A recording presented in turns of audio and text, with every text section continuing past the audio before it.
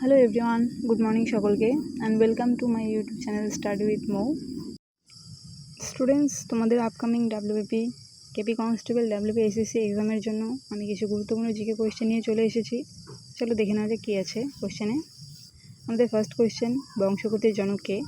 Option A Lamarck, option B Mendeleev, option C Mendel, option ডিতে আছে বেনেডেন। তো বংশগতির জনকে খুবই সহজ প্রশ্ন একটি, আশা করছি সকলেই জানো এর অ্যান্সার কী হবে। তো বংশগতির জনককে এর অ্যান্সার কিন্তু আমরা এখানে নেব অপশান সি মেন্ডেল। মেন্ডেলকে বংশগতির জনক বলা হয়ে থাকে। চলো নেক্সট কোয়েশ্চেন দেখছি। কোয়েশ্চেন 2, ফেলুদা চরিত্রটির স্রষ্টা কে? Option A Bibhutibhushan Bandyopadhyay, option B Satyajit Ray, option C Premendra Mitra, option ডিতে আছে নিহাররঞ্জন গুপ্ত। তো ফেলুদা চরিত্রের স্রষ্টা কে এখানে? খুবই সহজ প্রশ্ন। তো এখানে আমরা আমাদের অ্যান্সার নেব অপশান বি সত্যজিৎ রায়। ফেলুদা চরিত্রের স্রষ্টা হলেন সত্যজিৎ রায়। তো অপশান বি হয়ে যাচ্ছে এখানে আমাদের অ্যান্সার। থার্ড কোয়েশ্চেন আমাদের, বীরবল ছদ্মনামে কে পরিচিত? Option A Pyarichand Mitra, option B Satyendranath Dutta, option C Pramod Chowdhury, option D আছে তারাপদ রায়। এখানে আমাদের অ্যান্সার কোনটি হবে? বীরবল ছদ্মনামে কে পরিচিত? সকলেই জানো, আশা করছি খুবই সহজ প্রশ্ন। এর অ্যান্সার আমরা এখানে নেব অপশান সি প্রমোদ চৌধুরী বীরবল নামে পরিচিত। 4 নম্বর কোয়েশ্চেন, ক্যাঙ্গারুর দেশ কাকে বলা হয়? Option A Africa, option B America, option C Netherland, option D আছে অস্ট্রেলিয়া। তো ক্যাঙ্গারুর দেশ কাকে বলা হয়? এখানে কোনটি অ্যান্সার নেব বলো? তো এখানে আমরা আমাদের অ্যান্সার নেব অপশান ডি অস্ট্রেলিয়া। ক্যাঙ্গারুর দেশ বলা হয় অস্ট্রেলিয়াকে। নেক্সট কোয়েশ্চেন দেখা যাক আমাদের, কৈলাস গুহা মন্দির কোথায় অবস্থিত? অপশান এ অজন্তা গুহা, অপশান বি এলিফেন্ট গুহা, অপশান সি আছে ইলোরা গুহা, অপশান ডি আছে বাদামি গুহা। তো কৈলাস গুহা মন্দিরটি কোথায় অবস্থিত? তো কৈলাস গুহা মন্দির অবস্থিত এখানে আমরা অ্যান্সার নেব অপশান সি ইলোরা গুহা।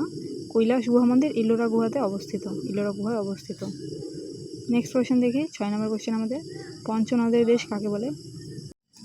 অপশান এ আছে Greenland, option B Italy, option C আছে পাঞ্জাব এবং অপশান ডিতে আছে লাসা। তো পঞ্চনদের দেশ কাকে বলা হয়? খুবই গুরুত্বপূর্ণ প্রশ্ন। এখানে কোনটি অ্যান্সার নেব? তো চলো এখানে আমরা আমাদের অ্যান্সার নিয়ে নেব option C Punjab.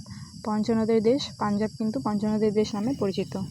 Next question আমাদের, কোন শহর ভারতের প্রবেশদ্বার নামে পরিচিত? তো ভারতের প্রবেশদ্বার কোন শহরকে বলা হয়? Option A Ahmedabad, option B Mumbai, option C Gujarat, option D আছে কলকাতা। তো খুবই সহজ প্রশ্ন, সকলেই জানো আশা করছি। কমেন্টে জানাবে অ্যান্সারটা তোমরা। এখানে কিন্তু আমরা আমাদের অ্যান্সার নিয়ে নেব অপশান বি মুম্বাই। মুম্বাইকে ভারতের প্রবেশদ্বার বলা হয়।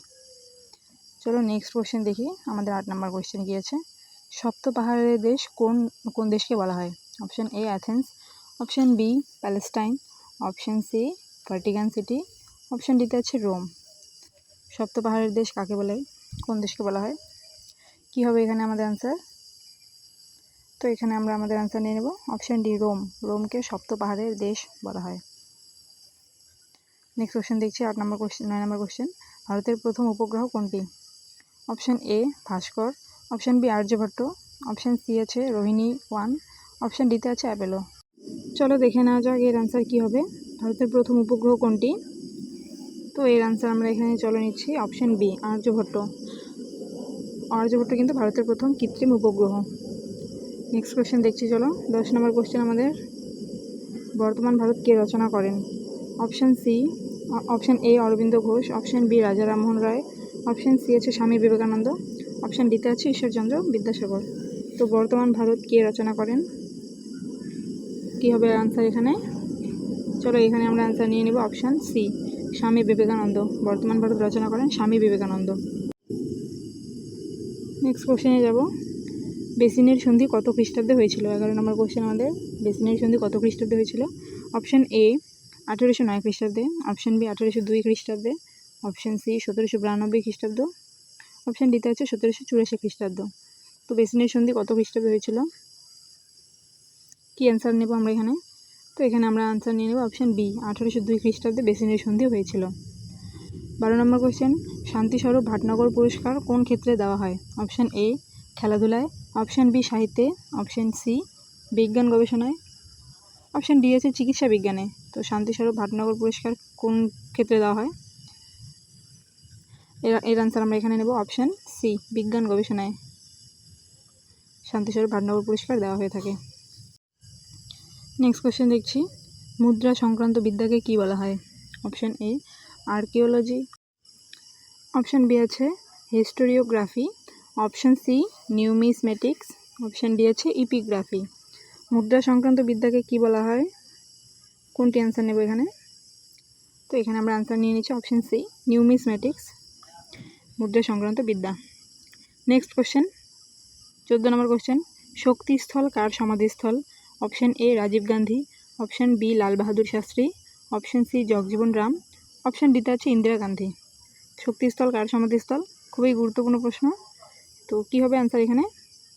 এখানে আমরা আমাদের অ্যান্সার নিয়ে নেব অপশান ডি, ইন্দিরা গান্ধী। শক্তিস্থল ইন্দিরা গান্ধীর সমাধিস্থল, সেটি কিন্তু শক্তিস্থল নামেই পরিচিত। নেক্সট কোয়েশ্চেন দেখছি আমাদের 15 নম্বর কোয়েশ্চেন, র্যাডক্লিফ লাইন কোন দুটি দেশকে বিভক্ত করেছে? অপশান এ ভারত ও চীন, অপশান বি ভারত ও পাকিস্তান, অপশান সি আছে ভারত ও মায়ানমার, অপশান ডি আছে জার্মানি ও ফ্রান্স। তো র্যাডক্লিফ লাইন কোন দুটি দেশকে বিভক্ত করেছে? কোনটি অ্যান্সার নেব এখানে? এখানে আমরা অ্যান্সার নিয়ে নেব অপশান বি ভারত ও পাকিস্তান। র্যাডক্লিফ লাইন এই দুটি দেশকে বিভক্ত করেছে, ভারত ও Pakistan, option B. Next question, 16 নম্বর কোয়েশ্চেন, মরিশাস এর রাজধানী কোনটি? Option A Kavaratti, option B Port Louis, option C Rabat, option D Abuja. তো এখানে কোনটি অ্যান্সার নেব আমরা? মরিশাস এর রাজধানী কোনটি? এর অ্যান্সার আমরা নিয়ে নেব এখানে option B Port Louis. Mauritius এর রাজধানী হলো পোর্ট লুই, অপশান বি এখানে আমাদের অ্যান্সার হয়ে যাচ্ছে। চলো নেক্সট কোয়েশ্চেন দেখে নেওয়া যাক আমাদের কী আছে। 17 নম্বর কোয়েশ্চেন, মোহিনীঅট্টম কোন রাজ্যের বিখ্যাত নৃত্য? Option A Tamil Nadu, option B Manipur, option C Kerala, option D আছে উত্তরপ্রদেশ। তো খুবই গুরুত্বপূর্ণ প্রশ্ন, মোহিনীঅট্টম কোন রাজ্যের বিখ্যাত নৃত্য? এর অ্যান্সার কোনটি নেব এখানে আমরা?